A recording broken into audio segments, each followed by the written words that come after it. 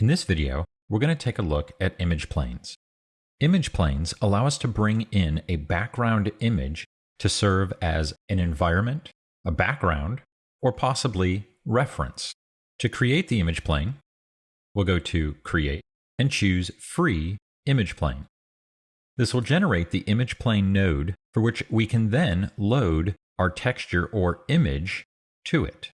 To load the image, I'll use the attribute editor and go to Image Name and choose the folder to browse for my image. Here, I'm going to load a background reference image for modeling a crow. So here we have a drawing that we can now bring in as our image plane and see it in multiple views.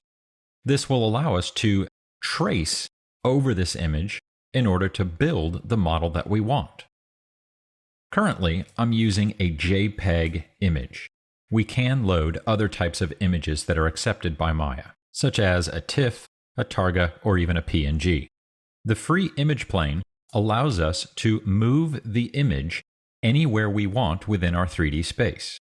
I'm going to switch back over to the channel box and then reselect the image plane so that I am now selecting the transform node and not just the shape node. I can then hit W and then move that image plane anywhere I need to. Now you'll notice that if we move the image plane, we will not get any type of distortion in our orthographic views. So as I move it forward and backward, we will not notice any distance change within the image itself. We can restrict the image so that we can only see it in a specific viewport by going through the attribute editor, and at the very top, we can change, instead of using all views, we can set it to looking through a camera and choose the camera that we want. I'm going to go ahead and do that, and I'm going to get rid of it out of the perspective view and place it in the front view. And now I have my reference material in my front viewport, and I'm going to slide this down just a little bit, just so that the image appears to sit on top of the XZ plane there, or at least the picture of our crow looks like it's sitting on top of the XZ plane. And then I can use this as a front view, again, to model from. We can load up multiple image planes. We'll create another one, and I will attach the same image to it. We'll go down to Image Name, use our browser, and just double-click the image to load that. And this time, we're going to set it looking through camera, but now I'm going to set it to the side view. And we'll move it so that it shows the bottom half of our image, and we're just rotating this around.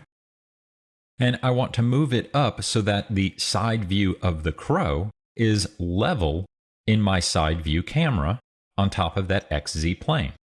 I'll switch back over to the channel box, and we'll just round this number out here. We'll just type in 90 and hit enter. And then we'll use W and translate that up. And our goal here is to align it to the front view so that the features line up in both viewports. Now when I model, I can make changes in the front view that should correspond to my side view. Now, in this particular case, when we're using a drawing, the image plane will line up pretty well because there's no distortion in the drawing itself. If we were using a photograph, we'll get camera distortion due to the lens that the photograph was taken with. In that case, we just kind of accept it and we'll pick a view that works best for us and improvise with our other views as we model. Now, when placing our image planes, we'll often push them back in the particular view that they're in, since it's not going to alter the image at all by doing so that the image plane is not sitting within our geometry. So if I were to create a primitive object, and if I were to select my side view camera here, and grab that image plane and pull it forward, you'll see that the image plane will penetrate through the model. This can make it rather difficult to see our geometry. So we can just push that back so that it will not interfere with anything that we're working on. We can also, if we go down into the shape node, we can change the alpha gain of the image itself. This will cause the image to be semi-transparent. Now, if I move that image back up, we'll see that it still penetrates, but we can see through the image plane itself. Again, not ideal, so I'll undo that and we'll leave that in the back, but I'll also leave a little bit of transparency on there so that it blends in with the background, just making it a bit more pleasing to look at. Now we can also scale our image planes. The image will go along with it. We always want to try to uniformly scale those images so that we do not put any distortion in the image itself.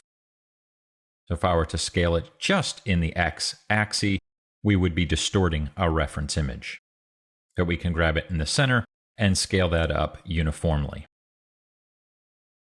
If we no longer need the image, we can simply select it and choose Delete on the keyboard, just as we would with any other node. And at any point in time, if we want to change or alter the image, we can simply reload the image here by just browsing for another picture.